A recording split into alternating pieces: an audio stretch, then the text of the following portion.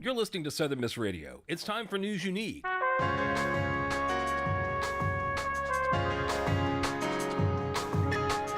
News You Need is a look at current events and how they affect the college community and beyond.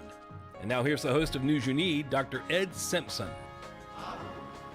Hi, everyone, and welcome back to the exciting edition of News You Need. This is the show where we talk about what's in the news, and the reason we care is that there are a variety of issues crashing toward us as citizens, as members of a society, and that we need to make decisions about which direction we want our communities to go.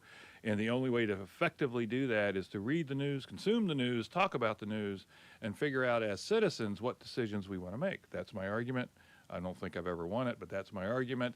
And so we are here today with the best human beings in the whole world, which is our USM students. Thank you all. Great panel again today with our co-host, Dr. Hale, is also here. So if we would, let's get going. I'm going to ask everyone to kind of introduce themselves. Tell us what you teach or what student group you're with, and then we'll chat about that a little bit, and then we'll get into the news. Hey, this is Brent Hale again. I've once again been dragged off the street and brought into the studio. I'm here to talk to you again about the news and why it matters. So I teach media and communication, which include a variety of different things, but I'm a social media specialist. That's the most important thing that I do. I also actually teach a class called Designing Solutions for Defense here at the university, and I think somebody else in here was also in that class. Wow. It's very interesting. And you did not dragoon this person. No, I had no idea. This was is a fascinating rando experience. Yeah, I'm actually quite upset about it. I thought I was done with these people. But I know. They keep following us. It's crazy. Hello, my name is Gunjansa. I'm from Nepal. I'm the vice president of Nepalese Student Association, and I'm the guy Dr. Hale is talking about. Okay.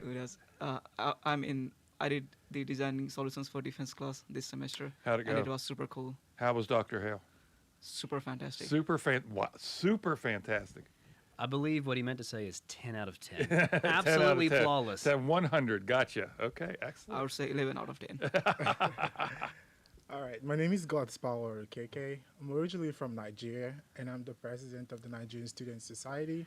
And actually, the Nepalese Student Society, we have something going on there. Ooh. Because they have the name NSA, Nepalese Students Association, and we also have that name NSA. I love it. So yes, I've been proposing a way to address this, and my proposal was to have a soccer match, because whoever wins takes the acronym NSA. So that was my proposal, and hopefully next year we can get it settled out. And I hope that Nigerian Student Society. I love it. I tell you, invite student media. We'll cover the heck out of that. I think Absolutely. I love that. A little friendly soccer match. Yeah, friendly friendly. soccer match. Actually, I want to get back to soccer because that's really fascinating. And the NSA is not taken by anything else. Nothing Nothing called else. NSA. Nothing in There's the only world two is called options. NSA, right? I'm a member of the NSA. No. Yeah, so, Okay, what Dr. Hale and I are referring to the National Security Administration. But anyway, go ahead. Well, on Southern Miss, NSA. And I'm a second-year PhD student in the Biological Science Department. I don't know.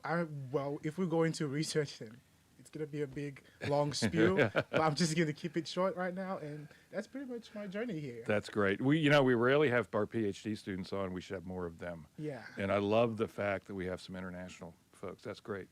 Hi, my name is Grayson Fike. I'm the president pro tempore of the Student Government Association Senate. Being that I also serve as the chair of Rules and Administration Committee. I'm a chemistry major at the University of Southern Mississippi, but I don't serve in the College of Arts and Science Senators. I'm a special interest senator.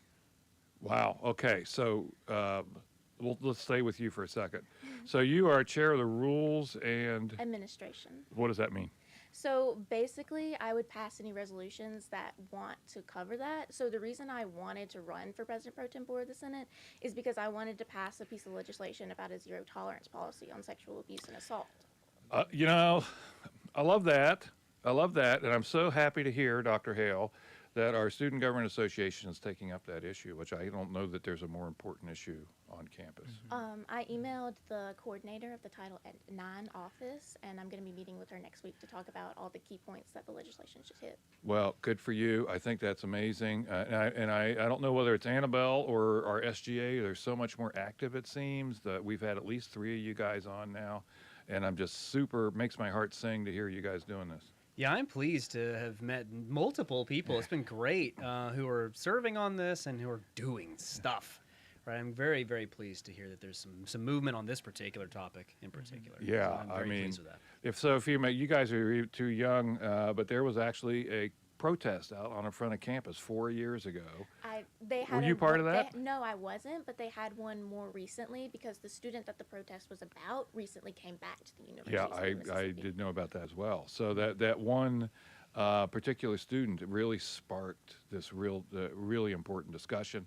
It really, this is all about my argument for this show, in fact. This idea that we have an issue in our community, which is our campus, that the media has been covering, that our students are involved in, and that we as a community can come together and discuss this and make change. I love that, so it's really super interesting.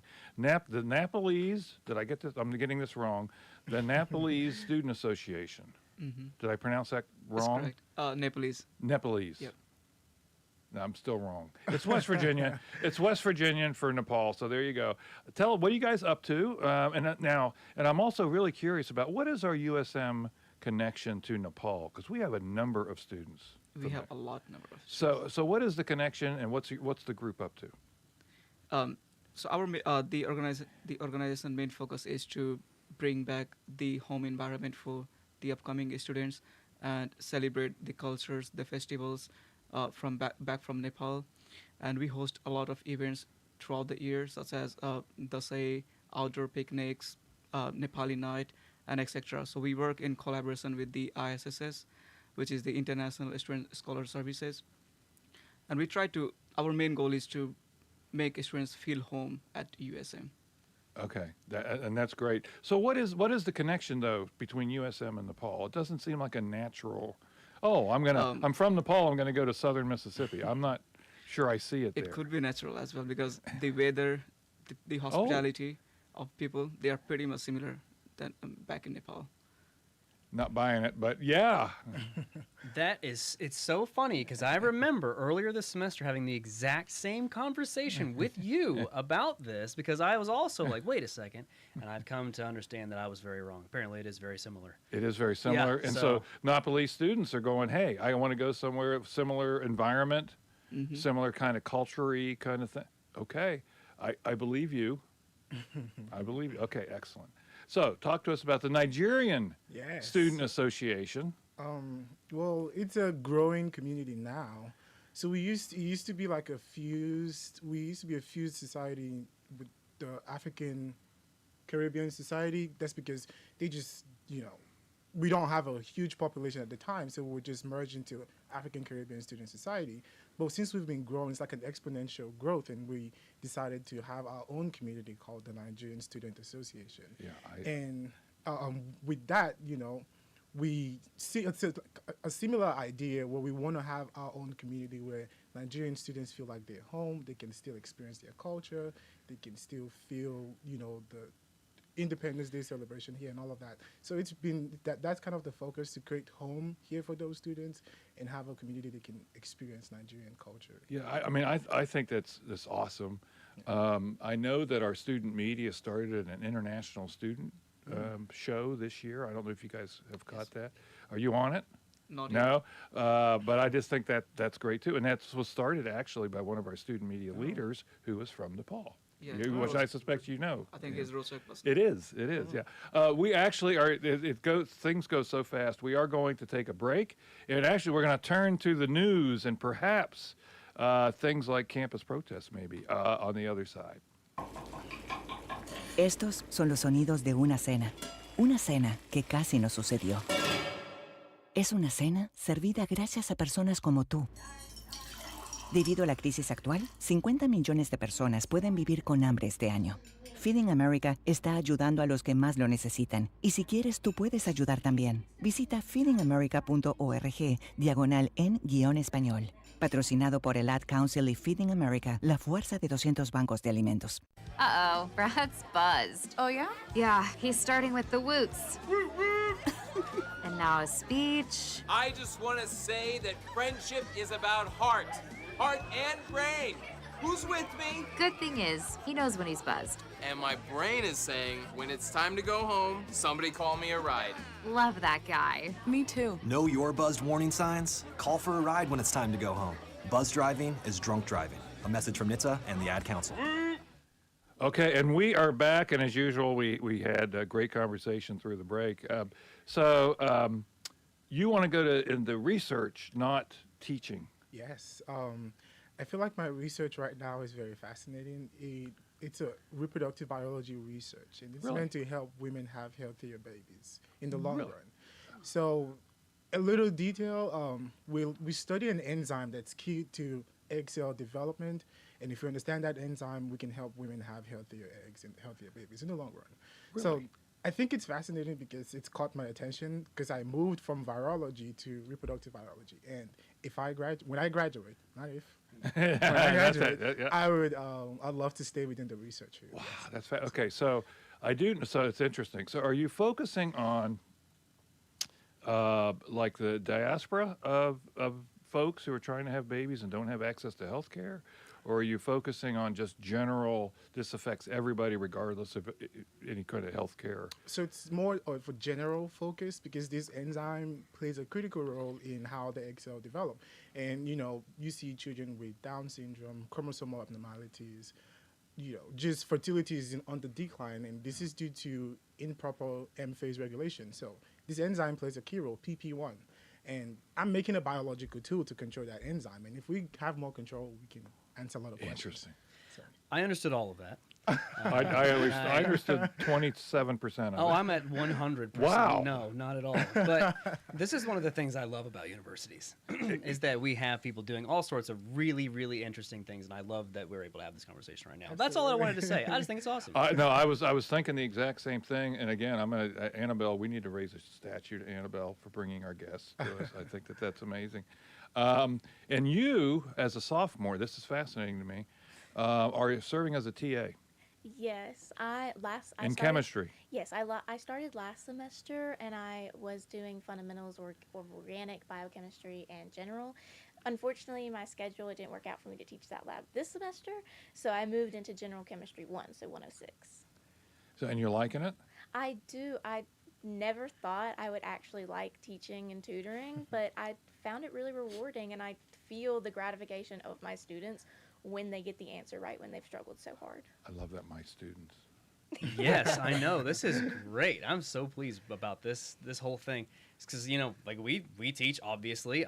We both do research, right? So we're active in both of these areas, and it's great to see people that are interested in doing it. That's awesome. I do. It makes my heart sing. I think it's great. So, what can you bring to the table there, over there, just sitting there? What do you want to do with the rest of your life? What's your major? My major is computer science and mathematics. Okay. Double major. And what do you want to do? I want to do kind of research in AI and ML thing in the future, probably. Okay. I don't know if we should, let him graduate. Do we really need more AI? Dr. Hale, I don't know if we need more AI. Let's go with sure. Sure. Yeah, I think Sure. it could be good. Let's be careful. Let's be careful out there, Yeah, I right? think- Let's keep the robots to a dull roar for the time being. Well, that's great. You guys absolutely are amazing. Let's turn to a little bit of business here. So, what are our students talking about? What's news to our USM students? Just so tossing that out. Well, something we mentioned earlier was the protest on campus a couple weeks ago. I actually found out about the protest from one of my students, and she invited me to come, and I was like, I didn't even know that was happening. And then that's how I found out about this whole ordeal, and that's what led me to wanting to write this legislation, because I was like, that's terrible. Why don't we have that? And I did research, and I figured out that both Mississippi State and Ole Miss both have a zero tolerance policy, but not the University of Southern Mississippi. Correct. I was Correct. bamboozled is the word I'm yeah, thinking well, of. yeah. I mean, it is bizarre, and it's and I will say that my students in our capstone journalism class, 4 years ago now, gosh, has it been that long? Probably 4, did their special project on this exact topic, won second place in Mississippi documentary. I mean, they did a really good job on it. So do you think people are talking about it again? Is that what you're hearing? I certainly think they are, because after the protest, a lot of like chatter went around, and it came back to me because I'm a homebody. I don't really go out much. So if I heard about it, a bunch of people are talking about it. Okay. Have you guys heard about anything about that? Well, I haven't personally, and I live in the lab, so it would be hard to hear much. So A pretty isolating experience. Yes, with my research. Me neither. Me neither, you either. Okay. Well, okay, I agree. What else have you heard? What other? Well, it's a small news in the Nigerian community. We have a wedding. A Nigerian student is getting married, and this is the third wedding that I can count in the last 2 years. So I guess Nigerians are coupling up, and I happen to be a part of the groomsmen this year. Well, again. that's interesting. So yeah, absolutely, that would be very nice. Are they It's having a happening- traditional Nigerian wedding? Yes, traditional Nigerian wedding. The food, the culture, the clothes. That is awesome. It's happening in Petal. A little shout out to the person, Simpson. He's my good friend, and also president of the Nigerian Society as well. So Wow. that would be Okay. very There you nice. go. I just really want to say I love the like clothes and like the style of a traditional Nigerian wedding. Like when they had it on Oh, yeah. campus last year, I was like, wow. Oh yeah. We had one wedding last year on campus, and people had Nigerian clothes on. They're very nice. You can look them on TikTok and Yeah. find more stuff about Wow. Love it. Yeah. Just not on campus because we can't access TikTok on campus. it. Oh yeah. Correct. Yeah. No, not TikTok. Do it off campus. You do it off campus. Yeah. So what else? So what else? What news are students talking about? I feel like I talked to some Nepalese a couple of days ago, and they were talking about there is a lack of system within the campus that can help you to figure out what elective courses that you should be taking in the future if you wanted to. Because even if you talk to the advisors, then they can help you with your major required courses. But when it comes to electives or what you want to be in the future, then there is a gap between a proper guidance, like, oh, this is courses that you should go up with to excel. Yeah, that's interesting, especially for our international students. I kind of feel that because your major is really a third or sometimes less than a third of your entire academic journey, and the rest of it is made up of general education courses and electives, and so having some guidance on that makes a lot of sense. That's all that is great, not really news in the headlines. So what headlines are our students talking about? Well, finals is next week. Okay. No, That would count as local headlines. I it might, suppose, it yeah. might, yeah. Yeah, the university is about to shut down because everyone's leaving, and Yeah. it'll be a ghost town here soon. Yeah, it will. And I will tell you that this week and next week are very just sort of part of the college culture of everybody's kind of checked out. They're just kind of focused on finals. I wish some of our students might be a little more focused on finals, maybe. Yeah, I think that we're definitely at the part of the semester where the question of what news are people talking about, the answer is none. Yeah, because like there's a lot of focus on let's get this thing done. Yeah, I hear you. So I'm gonna try to pull a few thoughts from you guys here because I think especially what a great group we have. But I do want to give you a heads up here. Some of what's in the news right now does affect our international students. So if you feel uncomfortable talking about anything, just don't. Okay. And that's actually a change for me. I would have said, hey, I want you to talk about this. I don't do that anymore because we live in times that I do not recognize. So I want to make sure that you guys feel good and safe about everything. So, okay, so here's one headline. This is actually in our student media. United Campus Workers Union protests at USM. Did you guys hear about this? I guess I heard about that. Like, do you mean about the ways thing? Yeah, exactly. Did you hear about that? Yeah. What do you think? I don't have any personal. You don't have any opinion for that. personal opinion about it? I haven't heard about it I personally. didn't hear about it either. Yeah, so there's literally hundreds, if not, I'm sure there's more than 1,000 workers who are students that do campus jobs. Dorms are huge. The Eagle Dining is huge. All those kind of places, they all hire student workers, and so they're agitating for more money. I mean, I think it makes sense. When I first arrived on campus, I had to do one of those student worker jobs on the Eagles Dining, and they pay, well. What do they pay? Can you remember? I think I was paid maybe $9 at the time. That was 2022. Oh, okay. Well, it'd be nice to know what the current rates will be. Yeah. I have a friend who actually works on campus right now who gets paid about $7.23 an hour, and she got promoted at her job with no pay raise and more responsibility. Yeah. So this is interesting. So this is very few people know about this, right? Is that you don't have to pay minimum wage. Now, this is, I think, what students have finally figured out, is that you're allowed to pay minimum wage if you have a campus. So the way it works is everybody who hires a student can set their own wage. Okay. I could pay a student $30 an hour if I wanted to. Now, they would say, where's that money coming from, right? You have to stay within your budget, whatever your budget is. But you can pay whatever you want. But a lot of folks have said, well, we want more workers, so we're going to pay less. And I did not know we were that low anywhere on campus, although that makes sense, that someone would say, well, we're going to pay minimum wage, that's what it pays. I was shocked to find that out because at my job that I was hired at this year, I make more than her, a job that she's been at for about 2 years. Yeah, what are you making? $10 an hour. And where are you working? It's the general chemistry lab. So, like, you're not allowed to go over 20 hours. So Correct. I do about 16, and I can't do any more because if I take any more, it'll go over 20. Yeah. Now, I know that in student media, we did raise all the pay there well, they're still not making what I would say good money. $10 for regular, and then I believe 11 or 11.5 for the leaders. But in our community journalism center, we're paying $12 an hour. What are you paying for the digital forensics? I remember I set it higher than both of those because I wanted to beat you. I can't remember if I set it to 14 or 16. I want to say it was 16, actually. 16 is probably where most people would consider. What's Starbucks paying now? Anybody know? No. Yeah. Less than that. Yeah. I think they're paying 15 is what I think. So that's interesting. We don't have a protest culture on our campus, but that was interesting to see.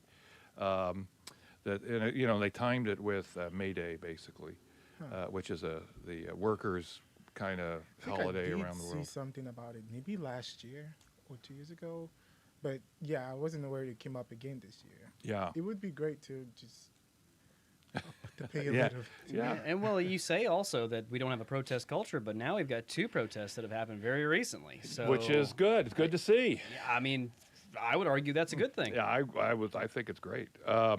Which leads me to actually the next thing, and that everybody's talking about in the news. So when you talk about $7 an hour, $7.23 or whatever an hour. It's around that. It's around that. Tariffs. Are our students paying attention to the new tariffs that are coming into place today, actually, for some goods, that is expected to raise the price of goods across the board? I think most people with the new tariffs don't realize that if we're paying more to get them in, we'll have to pay more when we buy them. I don't think people realize that they correspond together.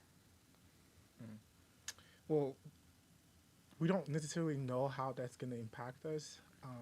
For me, seeing a tariff approach, I guess, to addressing certain issues, it's new to me. I haven't seen it happen in Nigeria, so I wouldn't say I know what to expect. But obviously, we can expect prices to go up maybe a little bit, and we'll just have to figure out how to live around that. Yeah, I think we're going to pick up with tariffs. I think it's an important idea. We're going to pick up with tariffs on the other side of the break. Calling all families. Calling all children. And kids of all ages. Are you looking for a variety of music the whole family can listen to? Yeah! Then look no further. We have traditional songs, international tunes, and fresh new beats. Join us every Saturday morning from 9 to 10 a.m. Right here on Southern Miss Radio. For the Hickory Dickory Dock Show. Catch you Saturday. Catch you then. Imagine Imagine being denied an apartment because of housing discrimination. It's so wrong. But who has the power to stop this? You do. The law is on your side. If you've been discriminated against because of race, color, religion, sex, national origin, disability, or familial status, file a complaint with HUD. Fair housing is your right. Use it. Visit HUD.gov/fairhousing, a public service message from HUD and the National Fair Housing Alliance. Okay, and we are back. So, I mean, time just flies so fast. We're actually in our final segment, which is crazy. So, Terrace, our students do seem to care about prices. Yes, I guess. You guess. Everyone is the price is too low, right? Yeah. What's the last thing you've purchased? Groceries. So, are they up or down from? What's your impression when you go and buy? What's your impression? Some of them were pretty up. Yeah, and so if you make $7 an hour, and you think that a can of coffee is now something like $15, $16, that's 2 hours worth of labor to buy a can of coffee. My mom always does that. Like, she'll break down the cost of something, and she's like, I make, for her, it's 16 minutes of her life what I make in an hour. That's exactly right. I think that's a very good way of thinking about things, because you think about it in the cost of your time to afford an item. How much is this burrito? Is this burrito 2 hours of work? Yep. Because, like, that's an expensive burrito. That's yes, and all of those decisions are very important. I don't think we talk to our students enough about financial decisions. I completely agree. So, like, I was a member of Goo Crew this year, and we had segments that we would take our students to, and one of them was the financial literacy class. And my mom's an accountant, so I know a little bit about financial literacy, even though I don't apply it. Do as I say, not as I do.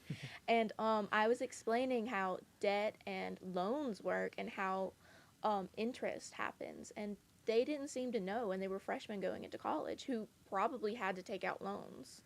Yeah. Well, I haven't had any personal experience about taking out loans.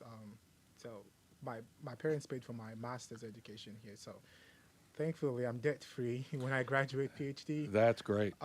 But yeah, I think students need more education about how to prioritize. For me, my personal strategy with surviving, whatever we paid here, is just I tend to eat less outside and cook more at home. And it's great if you're pursuing a good physique. You want to prioritize food that you cook and control how many calories and proteins you take in. So that's my strategy. Yeah.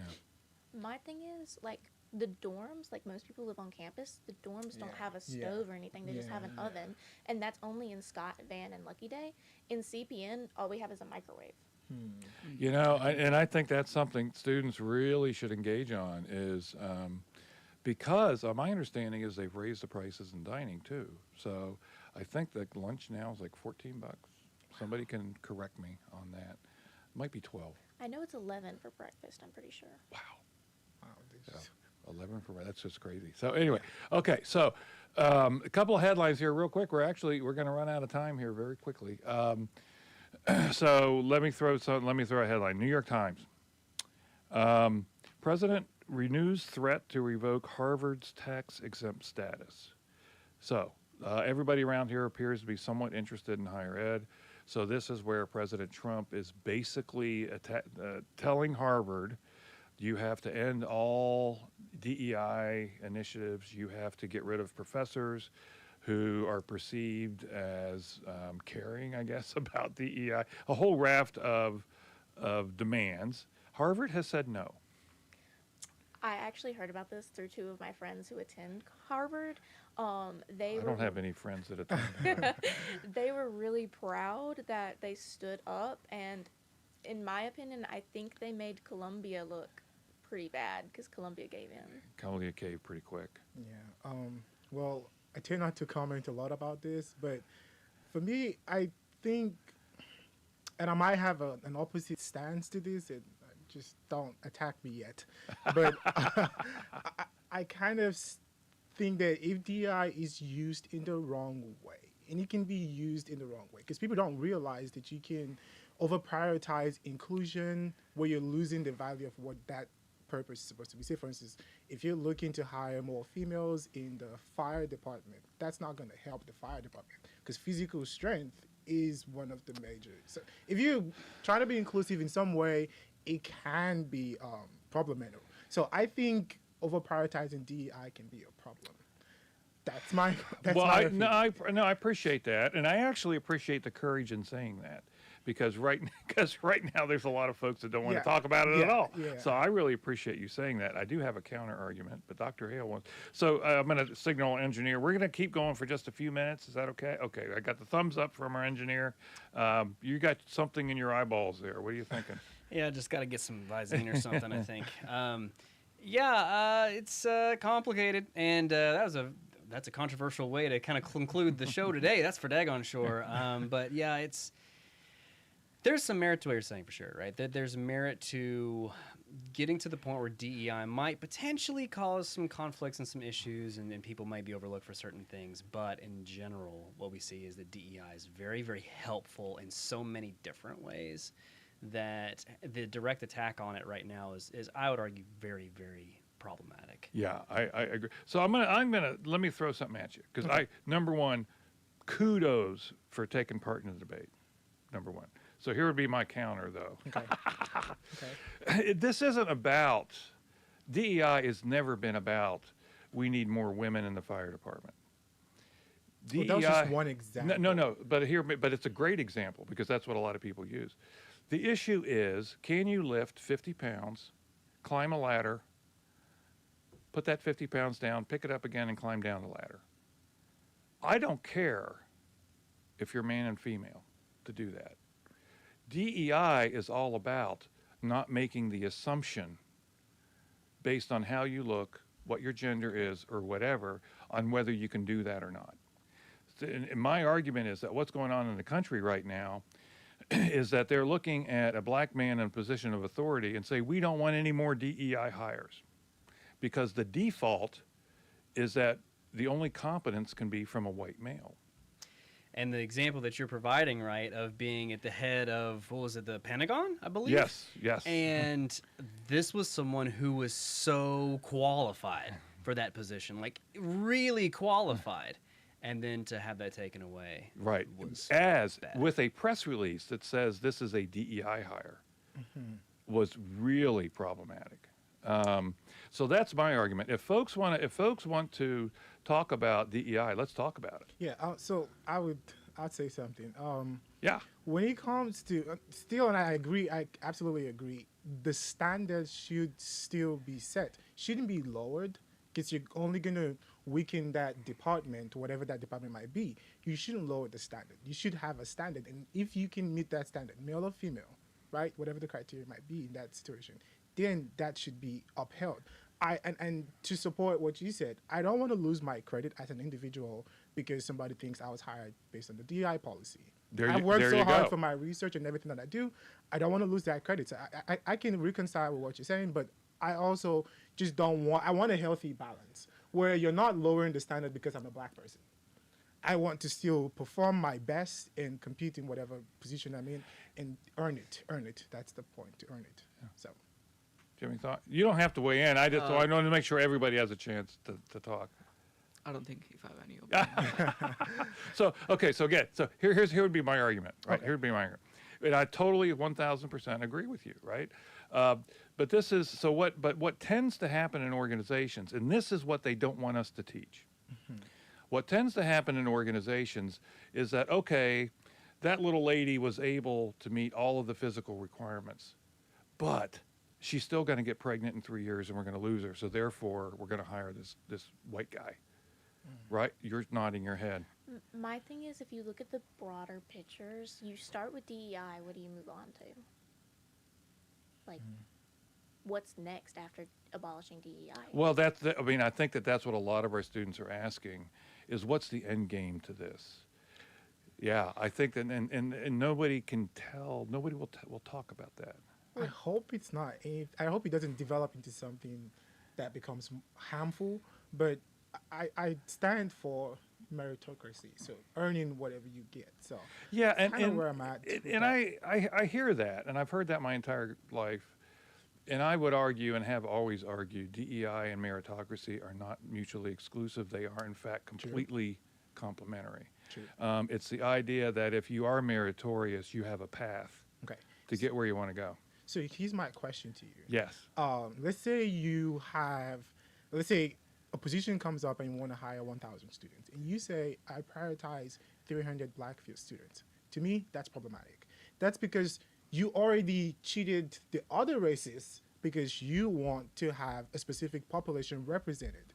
For me, that's where I kind of, and I know this kind of like argues against, me and where I'm at as a Black person, but in all fairness and objectiveness, so that's a word, but I like to have these opportunities earned based on your skill and ability, not because we have a specific proportion of Black or inclusive groups or community that we want to add on. I hear you. That's kind of where I'm at. I think it's very good that we're able to have this conversation, to be able to wrestle with this. This is a benefit of the current moment, despite all of the other problems of the current moment.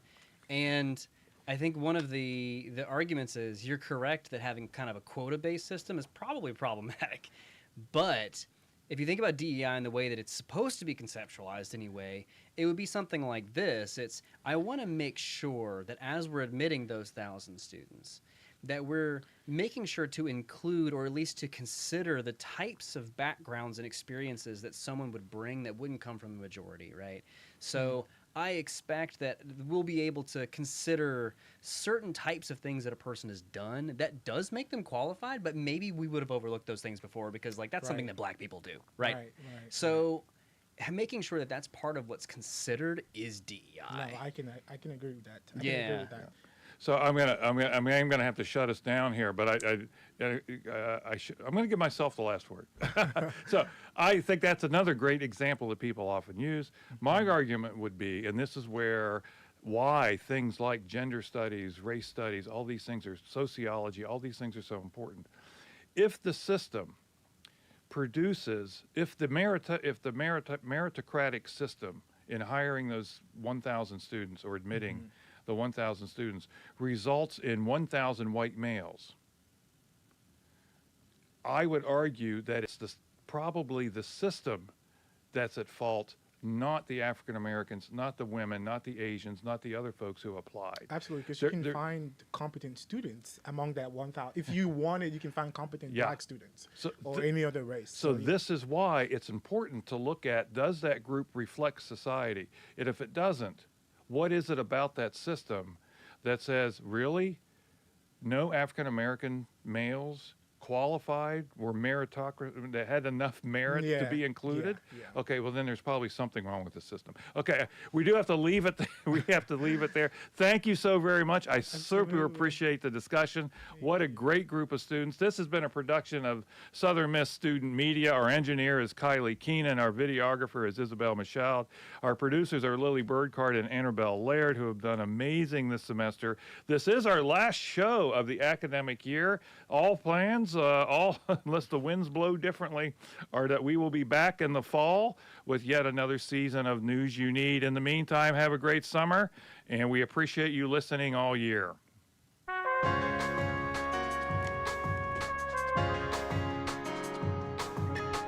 This has been News You Need with Dr. Ed Simpson. News You Need airs Friday afternoon at 12:30 on Southern Miss Radio.